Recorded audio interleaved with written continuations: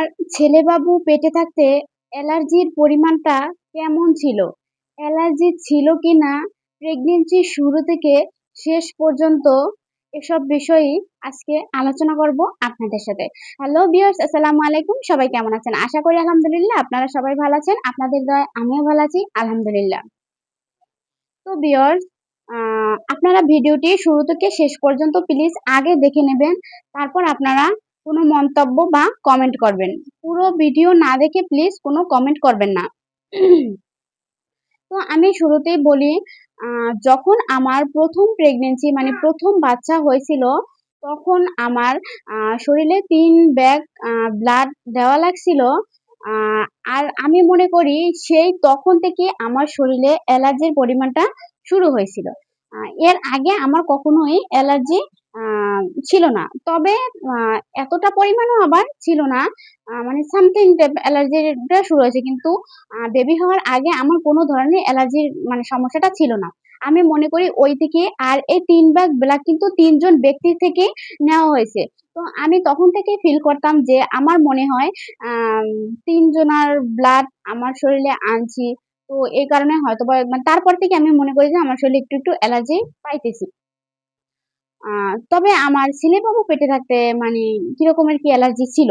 আমার মেয়েবাবু পেটে থাকতে কিন্তু আমার কোনো ধরনের কোনো রকমের অ্যালার্জির প্রবলেম ছিল না। ছেলেবাবু পেটে থাকতে আমার মানে যে সমস্যার কারণে অ্যালার্জিটা ফিল করছি, আর আমি যেটা মনে করি যে আমার তো ছেলেবাবু প্রেগনেন্ট হওয়ার সময় আমার থাইরয়েডের সমস্যা ধরা পড়ে। আর এজন্য আপনারা অনেকেই জানেন থাইরয়েড থাকলে আ বাবু টেকে না, বাবু মিসক্যারেজ হয়ে যায়। তার জন্য ডক্টর প্রচুর পরিমাণে মেডিসিন দিয়ে থাকে। আর এই মেডিসিন খাওয়া মানে দেখা যায় একটা মানুষ হঠাৎ করে প্রচুর পরিমাণে ৩ বেলা মেডিসিন খেলে কিন্তু শরীরে একটা অস্বস্তিকর চলে আসে। তো ঠিক আমার বেলায় তেমন হয়েছিল। আমার তেমন কোনো কিছুই মানে শরীরের ভিতর মনে হতো মানে ভালো লাগতো না। একটা অশান্তি মানে অশান্তি তৈরি হয়েছিল। তো আমি ঠিকমতো ঘুমাইতে পারতাম না। আ আর আমার যে থাইরয়েডটা ছিল তাতে মানে গরমের সময় প্রচুর গরম লাগে আর শীতের সময় প্রচুর শীত লাগে। তো আমার প্রেগন্যান্সি টাইমটা ছিল প্রচুর গরম। আর আমার এই গরমে মানে আরো ছিলাম আমি হেলথি প্রেগন্যান্সি ছিল। তো আমার সব মিলিয়ে একটা শরীরের ভিতর অস্বস্তিকর সৃষ্টি হতো। শরীরে মানে চুলকাইতো। বিশেষ করে আ আপনারা জানেন অনেকেরই আ আ সবারই, অনেকের বলতে সবারই যখন প্রেগন্যান্সি শুরু হয়, যখন পেটটা আস্তে, আস্তে বড় হতে থাকে, পেটের চামড়াটা যখন ফাটতে থাকে, তখন কিন্তু এমনিতেই সবারই হালকা পাতলা চুলকানি হয় বা অ্যালার্জি হয়ে থাকে। এটা ডক্টররাই বলে থাকে এই সময়টায় নাকি অ্যালার্জি হওয়াটা একদম স্বাভাবিক। তো পরবর্তীতে আর কিন্তু থাকে না। আ সেম আমারও কিন্তু মানে ছেলেবাবু পেটে থাকতে যেরকম অ্যালার্জিটা ছিল, কিন্তু মেয়েবাবু পেটে থাকতে আসলে এই ধরনের অ্যালার্জিটা ছিল না। পেট হালকা চুলকাইতো।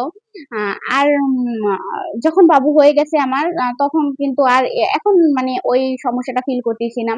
তখন আমি বুঝতাম কি আমি এতগুলো ঔষধ খাচ্ছি, আমার শরীরে একটা অশান্তি ফিল হচ্ছে, আমি ঠিকমতো ঘুমাতে পারছি না। মানে আমার মানে শরীর চুলকাইতেছে।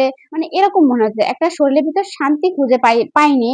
আ যদিও আর গরমের কারণে এমনিতেই কিন্তু গরম পড়লে বা গরমের দিনে কিন্তু প্রচুর পরিমাণে চুলকায়।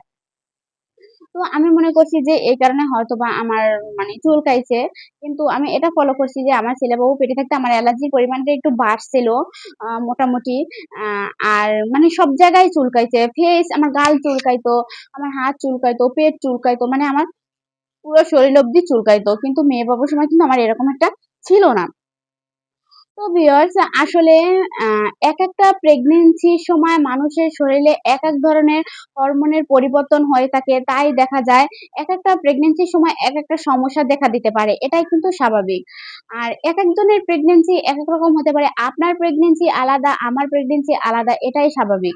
তাই দেখা যায় আপনার প্রেগন্যান্সির সাথে আমার প্রেগন্যান্সির সিম্পটমস বা এই লক্ষণগুলো বা এই সমস্যাগুলো মিলতেও পারে, আবার নাও মিলতে পারে।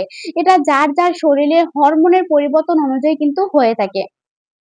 তো ভিউয়ার্স, আমি কিন্তু সবসময় এই কথাগুলো বলে থাকি আপনাদের যে আসলে আমার যে ছেলেবাবু হয়েছে তার জন্য যে আপনার মানে ছেলেবাবুর সময় অ্যালার্জি হয়েছে তার জন্য যে আপনারও ছেলেবাবুর সময় অ্যালার্জি হবে এটা কিন্তু না।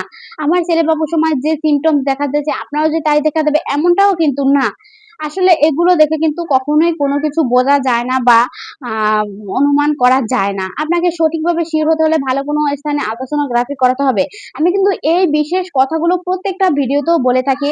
কিন্তু তারপরেও দেখা যায় কিছু পাবলিক আছে, সবাইকে বলব না। আমার যে ভিউয়ার্স গুলো আছে আলহামদুলিল্লাহ অনেক ভালো। আপনারা অনেক ভালো কমেন্টস করেন। আপনারা এরকমের ভিডিও চান বা আমাকে সাপোর্ট করেন। আমি দেখেছি, কিন্তু কিছু ব্যক্তি আছে আ যে পুরা ভিডিও না দেখে আজেবাজে মন্তব্য করে থাকে। কিন্তু তাদেরকে বলব, প্লিজ আপনারা সম্পূর্ণ ভিডিও আগে দেখেন। আমি কি বলতেছি, কি বলি, তারপর শুনেন, তারপর আপনারা একটা কমেন্টস করেন।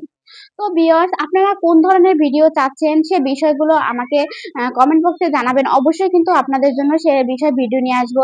আল্লাহর রহমতে আমার ছেলে-মেয়ে দুটোই আছে। আর আমি আমার এই ছেলে-মেয়ে হবার ব্যক্তিগত symptoms গুলোই কিন্তু আপনাদের মাঝে দিয়ে থাকি। আরো টুকিটাকি কিছু ভিডিও আমি আপলোড করে থাকি। প্লিজ আমার ভিডিওগুলো যদি আপনাদের কাছে ভালো লাগে, অবশ্যই কিন্তু আমার চ্যানেলটি সাবস্ক্রাইব করে আমার সাথে থাকবেন। আজকে এ পর্যন্তই। সবাই ভালো থাকবেন, সুস্থ থাকবেন। আল্লাহ হাফেজ। Tata, bye bye.